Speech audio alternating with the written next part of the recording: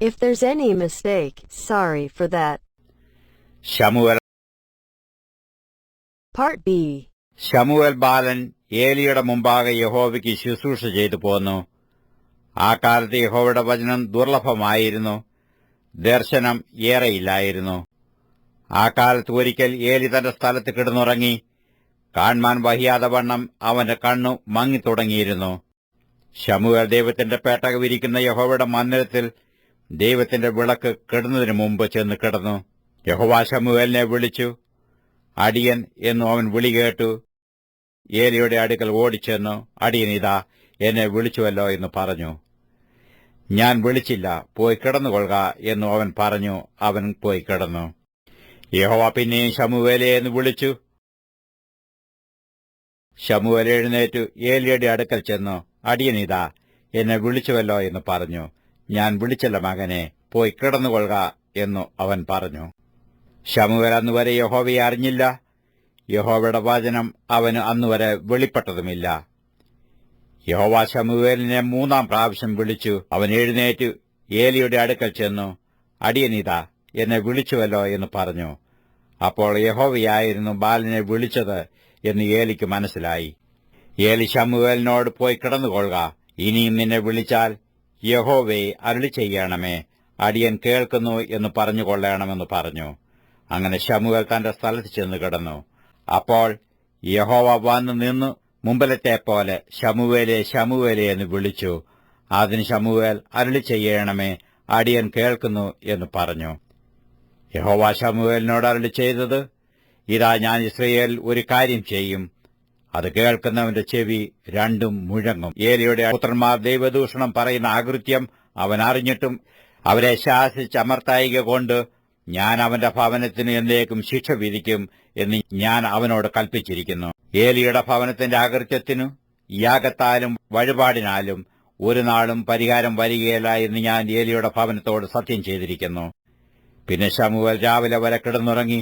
രാവിലെ യഹോവയുടെ ആലയത്തിന്റെ വാതിലുകളെ തുറന്നു. എന്നാൽ ഈ ദർശനം ഏലിയെ അറിയിപ്പാൻ ശമൂവേൽ ശങ്കിച്ചു. ഏലി ശമൂവേലിനെ വിളിച്ചു. ശമൂവേലേ മകനെ എന്ന് പറഞ്ഞു. അടിയനിതാ എന്ന് അവൻ പറഞ്ഞു. അപ്പോൾ അവൻ, നിനക്കുണ്ടായ അരുളപ്പാടെന്ത്? എന്നെ ഒന്നും മറക്കരുതേ. നിന്നോട് അരുളി ചെയ്ത സകലത്തിലും ഒരു വാക്കെങ്കിലും മറച്ചാൽ ദൈവം നിന്നോട് തക്കവണ്ണവും അധികവും ചെയ്യട്ടെ എന്ന് പറഞ്ഞു. അങ്ങനെ ശമൂവേൽ സകലവും അവനെ അറിയിച്ചു, ഒന്നും മറച്ചില്ല. എന്നാറെ അവൻ യഹോവയല്ലോ, തന്റെ ഇഷ്ടം പോലെ ചെയ്യട്ടെ എന്ന് പറഞ്ഞു.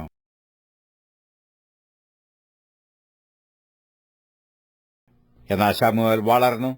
യഹോവ അവനോടുകൂടെ ഉണ്ടായിരുന്നു. അവന്റെ വചനങ്ങളിൽ ഒന്നും നിഷ്ഫലമാകുവാൻ ഇടവരുത്തിയില്ല. ദാൻ മുതൽ ബേർശേബ വരെയുള്ള ഇസ്രായേലൊക്കെയും ശമൂവേൽ യഹോവയുടെ വിശ്വസ്ത പ്രവാചകനെന്ന് ഗ്രഹിച്ചു.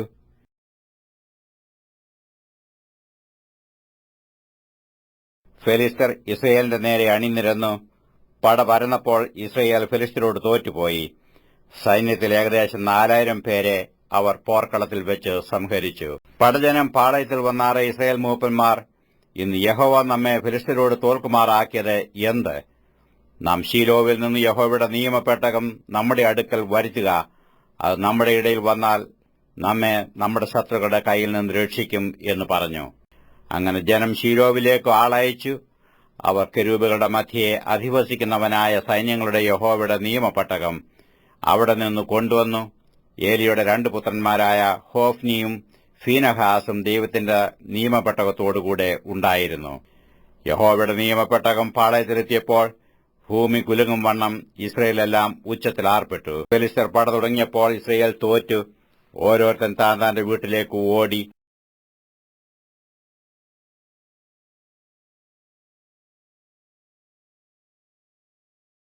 ദൈവത്തിന്റെ പെട്ടകവും പിടിപെട്ടുപോയി. ഇസ്രയേൽ 30,000 കാലാൾ വീണുപോകത്തക്കവണ്ണം ഒരു മഹാസംഹാരം ഉണ്ടായി. ദൈവത്തിന്റെ പെട്ടകം പിടിപെട്ടു. ഏലിയുടെ 2 പുത്രന്മാരായ ഹോഫ്നിയും ഫീനഹാസും പട്ടുപോയി. പോർക്കളത്തിൽ നിന്നു ഒരു ബെന്യാമീനൻ വസ്ത്രം കീറിയും തലയിൽ പൂഴി വാരിയിട്ടും കൊണ്ട് ഓടി അന്ന് തന്നെ ശീലോവിൽ വന്നു. ആ മനുഷ്യൻ ഏലിയോട്, ഞാൻ പോർക്കളത്തിൽ നിന്ന് വന്നവനാകുന്നു. ഇസ്രായേൽ ഫെലിസ്ത്യരുടെ മുമ്പിൽ നിന്ന് തോറ്റോടി. ജനത്തിൽ ഒരു മഹാസംഹാരം ഉണ്ടായി. നിന്റെ 2 പുത്രന്മാരായ ഹോഫ്നിയും ഫീനഹാസും പട്ടുപോയി, ദൈവത്തിന്റെ പെട്ടകവും പിടിപെട്ടുപോയി എന്ന് പറഞ്ഞു. അവൻ ദൈവത്തിന്റെ പെട്ടകത്തിന്റെ വസ്തുത പറഞ്ഞപ്പോൾ ഏലി പടിവാതിൽക്കൽ ആസനത്തിൽ നിന്ന് പിറകോട്ട് വീണു കഴുത്തൊടിഞ്ഞു മരിച്ചു. അവൻ 40 സംവത്സരം ഇസ്രയേലിനെ ന്യായപാലനം ചെയ്തു.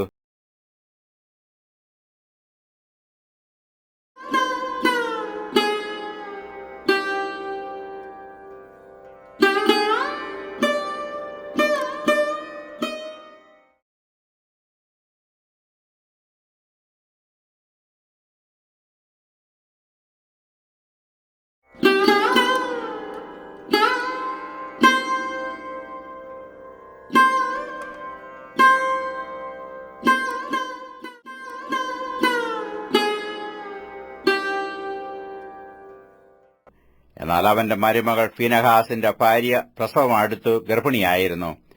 ദൈവത്തിന്റെ പെട്ടകം പിടിപെട്ടുപോയതും അമ്മാവിയപ്പനും ഭർത്താവും മരിച്ചതും കേട്ടപ്പോൾ അവൾക്ക് പ്രസവവേദന തുടങ്ങി. അവൾ നിലത്തു വീണു പ്രസവിച്ചു. അവൾ മരിപ്പാറായപ്പോൾ അരികെ നിന്ന സ്ത്രീകൾ അവളോട്, ഭയപ്പെടേണ്ട, നീ ഒരു മകനെ പ്രസവിച്ചുവല്ലോ എന്ന് പറഞ്ഞു.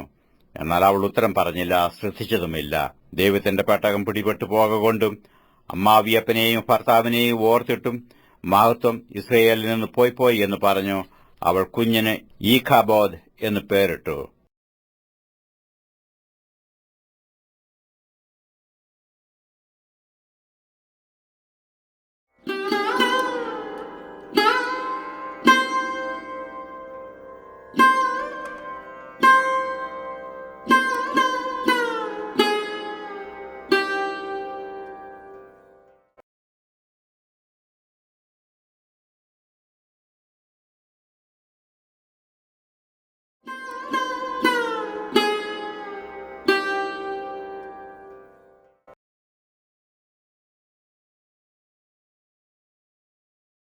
Thank you very much for watching Little Lamb.